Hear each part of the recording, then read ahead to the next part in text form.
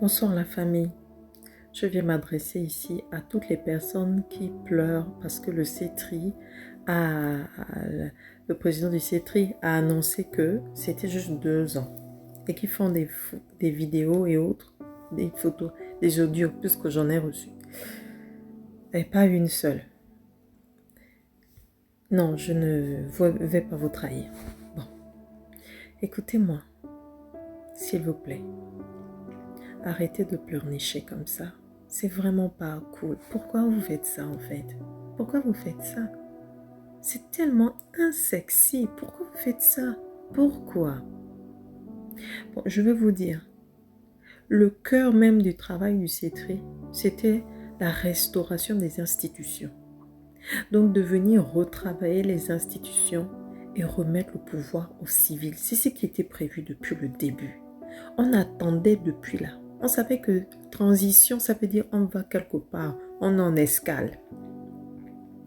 Je ne connais aucun peuple qui cherche à ce que l'escale perdure. Si vraiment vous êtes conscient que oui, cet homme-là, c'est l'homme qu'il nous faut, eh bien de quoi avez-vous peur avec les élections? De toute façon, après le coup d'État, il ne peut plus travailler en tant que militaire, en temps normal. S'il sort de là, normalement, il ne peut plus être militaire. Dites-lui donc, écoute, fais bien les choses. Peut-être que tu es hésitant, mais nous, la population, on est derrière toi. Présente-toi, nous te voterons. C'est comme ça qu'on parle. C'est comme ça qu'on voit qu'un peuple est mature, suffisamment mature pour que demain, après-demain, les institutions que nous allons mettre en place soient vraiment fortes et respectées. Telle est la véritable logique. Moi, je vous ai dit, je travaille dans la prévention. L'une de mes casquettes, c'est la prévention et gestion des conflits dans les organisations. Je travaille, j'étudie les peuples.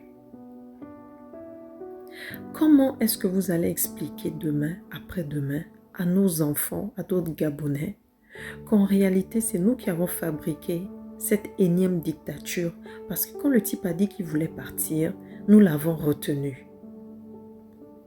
Parce qu'il nous a fait un coup là en 3 mois, on a dit que non, toi c'est l'homme de notre vie, quoi. On ne gère pas la République, donc la res publica, qui veut dire la chose publique, la chose commune, comme on va gérer sa maison. On ne fait pas ça. Parce que le Gabon, c'est le Gabon de nous tous. Ce n'est pas un royaume, ce n'est pas une royauté. Tu viens, tu fais ton temps et tu pars. Tu apportes ta pierre à l'édifice. L'histoire retient ton nom, en bien ou en mal. Mais c'est selon comment tu te seras comporté et ce que tu auras laissé. Donc, demain,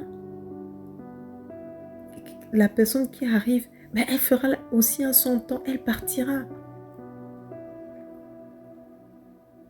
Dites au gars là, comment on pourrait le dire à une femme?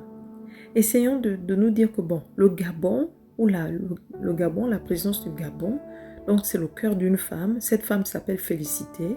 Voilà, donc c'est l'image du Gabon. Maintenant, pour prendre le Gabon, il faut que elle ait l'accord de ses enfants parce qu'elle a fait chaque enfant son père, chaque enfant son père. Donc elle a 9 gosses. Mais elle doit aller voir avec ses parents, ses enfants surtout. Eh bien, il peut parler du style « Écoute chérie, Félicité, j'estime que la dernière fois là, je t'ai sauvé. Voilà, ton gars que tu avais là qui s'appelait Ali Bongalé te tuer même. Il allait encore te bastonner. Bon, je trouve que depuis là, on est en concubinage, on vit en clandestin comme ça, on se voit derrière les maisons, à la rivière, tout ça, je n'en peux plus. Moi, je veux faire les choses comme un homme. Va dire à ta famille, à tes proches là-bas que moi, je veux venir te doter officiellement. Je sais qu'il y a des candidats, mais qu'est-ce que je peux faire pour être le favori? Et c'est même dans l'avantage du peuple gabonais d'emmener dans ce genre de processus-là, les autorités à la table des négociations. Parce que au Gabon, on a toujours eu de très bons juristes, de bonnes lois. Mais le problème, c'est le respect de ces lois-là. Nos lois ont toujours été violées. Elles ont toujours été galvaudées. Le C3 arrive, met en place une charte. La charte déjà a commencé à être violée. On a avalé la salive parce qu'on nous a dit oui, bon, c'est compliqué. Vous savez, les militaires n'ont pas trop d'expérience. Ils sont là pour remettre à plat les institutions et encadrer la restauration des institutions. On a avalé la salive, on a dit ok. On a vu les nominations là-bas. Oh, dans la même charte, les articles qui disent les gens qui ont déjà fait la prison, tout ça, bref. Je prends un raccourci. On regarde au gouvernement, boum. Oh. On regarde là-bas encore d'autres nominations. Le PDG en Potoulou. On apprend que non, mais écoutez, le C3 veut bâtir avec tout le monde. Donc, on va faire le pot pourri. Ok, d'accord, le pot pourri en aval. Qui a envie d'avancer avec ce pot pourri-là à vie? Parce que moi, d'après ce que j'ai entendu, c'est qu'il y a des personnes là, elles sont là parce qu'elles ont aidé le président à accéder au pouvoir. Voilà pourquoi on va se les blairer.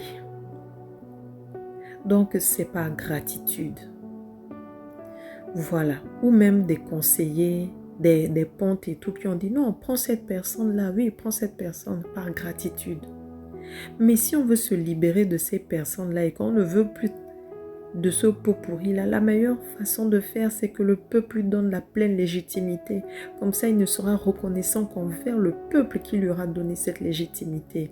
Ainsi donc, à la table de négociation, on pourra dire, nous, on ne veut plus jamais entendre parler de un tel ou de